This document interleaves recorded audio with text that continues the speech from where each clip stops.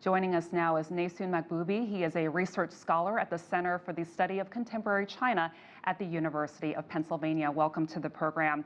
First of all, thank you. Thank you. How unprecedented are these U.S. sanctions against Hong Kong officials, and how do you see is the significance of this move? Well, it's not unprecedented in the sense that the United States government levied similar sanctions on officials, Chinese officials who were responsible for activities in Xinjiang about a month ago, so it's very much in line with that.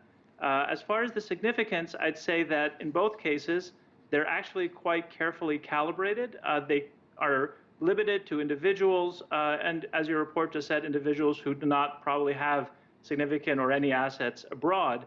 In both cases, I think there are symbolic gestures that do represent and express relatively bipartisan concern in the United States over Chinese government activities in both Xinjiang and in Hong Kong.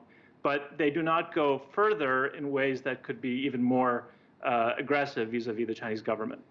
And Neysun, as you know, China-U.S. relations were already strained before when it came to trade specifically, and now the U.S. is targeting China's technology. How significant do you see this move by President Trump going into this new field? Well, you're referring to the two executive orders that together suggest that the United States government is going to prohibit transactions using the apps TikTok and WeChat in 45 days. There's a lot of details about both of those that we don't yet know. Some of that's going to be defined by the Commerce Department. And it's very similar, I think, to the sanctions example that we just talked about. Taken on its own, it can be understood to be a message, but one that's calibrated.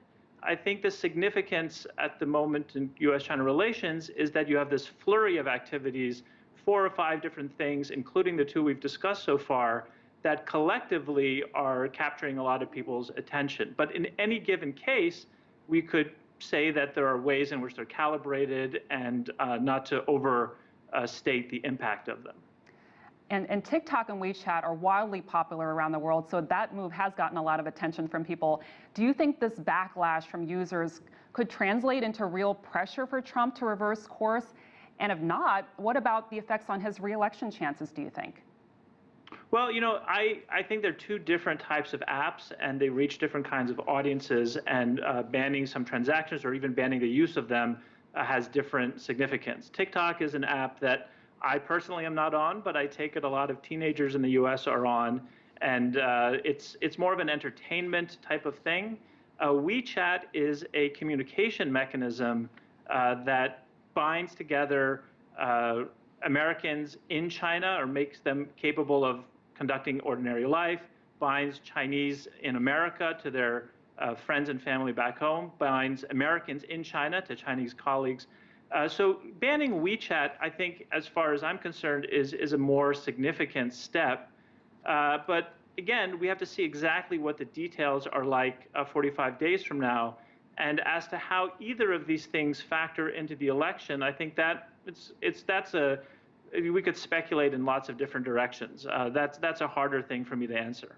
Yeah. Well, we'll have to watch in the next 45 days. Neysun Mahboubi, thank you so much for your perspective and joining our program today.